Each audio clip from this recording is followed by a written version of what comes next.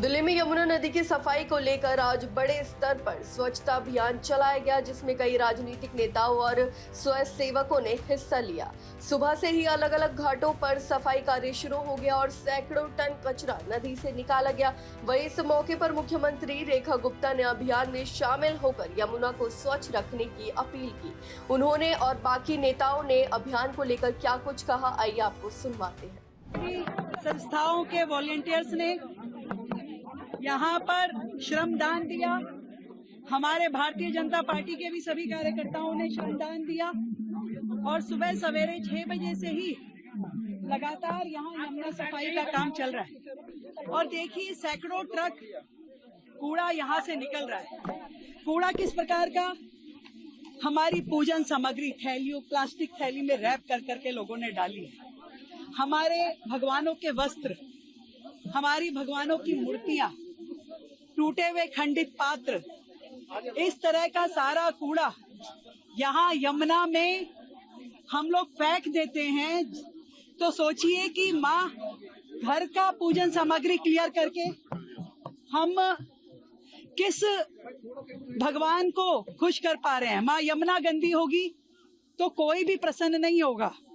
मैं ये सोचती हूँ यमुना सफाई जहाँ सरकार का पूर्ण रूप से दायित्व है, वहीं हम नागरिकों को भी इसके प्रति अपनी जिम्मेदारी समझनी होगी और यमुना में किसी भी प्रकार का कोई कूड़ा हम लोग ना डालें। इसको हमें मिलकर के काम करना होगा। मैं सभी वॉलंटियर्स का, सभी संस्थाओं का धन्यवाद देती हूँ कि आपने यमुना तट पे आज लगातार 22 किलोमीटर लंबी यमुना पर अलग अलग पॉइंट पे अपना श्रमदान दे करके माँ यमुना की आज सेवा की है। दिल की गहराई से दिल्ली की मुख्यमंत्री होने के नाते आप सबको धन्यवाद मेरा। और ये स्वच्छता अभियान लगातार चलने वाला है। मैं स्वयं समय समय पे आप सबको आमंत्रित करती रहूंगी।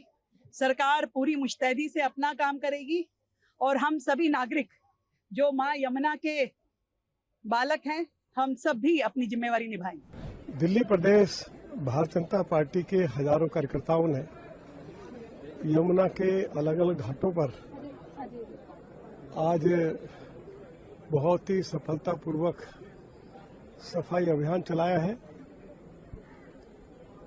इस स्थान पर भी हजारों कार्यकर्ता एकत्रित हुए हैं और पूरी तरह से इस किनारे को कार्यकर्ताओं ने पूरी तरह से क्लीन किया है।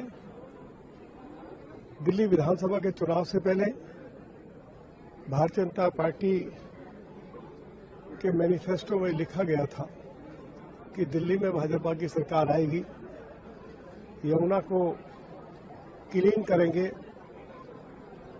और यमुना को साबरमती नदी की तर्ज पर विकसित करेंगे। विदेशों से यमुना की सफाई के लिए मशीनरी मंगाई गई है। देश के यशस्वी प्रधानमंत्री श्री नरेंद्र मोदी जी ने यमुना को पूरी तरह से साफ किया जाए, उसके लिए एक टारगेट भी रखा है। जो आपको बालू दिखाई दे रही है, इसमें से पूजा के सामान के कपड़े, यहाँ से कम 40 बैग पूजा के सामान के कपड़े निकले हैं। पूजा की सामग्री यहाँ से निकली है, वो सामग्री हमने भेजी है। प्लास्टिक यहाँ पर इतनी भरी हुई है जिसका कोई हिसाब नहीं है। मैं दिल्ली के लोगों से अपील करना चाहता हूँ, यमुना हमारी प्राणदायिनी है, जीवनदायिनी है। इस यमुना को स्वच्छ रखने में सब लोग अपना अपना योगदान दें और इस योगदान से ही यमुना स्वच्छ रह सकती है। आज हमारे देश के प्रधानमंत्री ने जो हम सबको, देश के लोगों को विश्वास दिया है, देश को विकास दिया है और जन कल्याण की नीतियों के तहत ही प्रधानमंत्री जी को 3 वर्ष जो पूरे 3 कार्यकाल जो पूरे हुए हैं, उसी के तहत आज हमारे हजारों कार्यकर्ता सुबह 6 बजे से इस यमुना सफाई के अभियान में लगे हैं। और ये अभियान केवल एक दिन का नहीं है। हम सब दिल्ली वासी मिलकर के महीने में एक दिन सब लोग अपना अपना अगर योगदान देंगे तो यमुना पूरी तरह से स्वच्छ हो जाएगी और स्वच्छ यमुना होगी, निर्मल जल हमको मिलेगा और हमारा प्रदूषण भी समाप्त होगा। ये सब लोगों से मेरा कहना है कि पूजा की सामग्री हो, प्लास्टिक के पॉलिथीन हो, इन सब को हमको यमुना में नहीं फेंकना है। नहीं फेंकना यमुना में, प्लास्टिक नहीं फेंकने, कपड़े, पूजा का सामान यमुना में नहीं फेंकना है। यमुना को स्वच्छ रखना है। यमुना हमको जीवन देती है, यमुना हमको पानी देती है, प्राणदायिनी है, जीवनदायिनी है। हमारे मुख्यमंत्री रेखा गुप्ता जी, लगातार पूरी सरकार इस अभियान में लगी है और आज का ये विशेष अभियान हमारे रामवीर विदोड़ी जी जो सांसद हैं, बहुत सारे हजारों कार्यकर्ता आज इसमें लगे हैं। आप देखिए जो टिपर सामने खड़े हुए हैं, इन टिपर के अंदर कार्यकर्ताओं ने पूरे के पूरे बैग भर करके सुबह से यहाँ पर रखे हुए हैं और अभी ये अभियान पूरा 3 घंटे का अभियान यहीं पर हम चलाएंगे।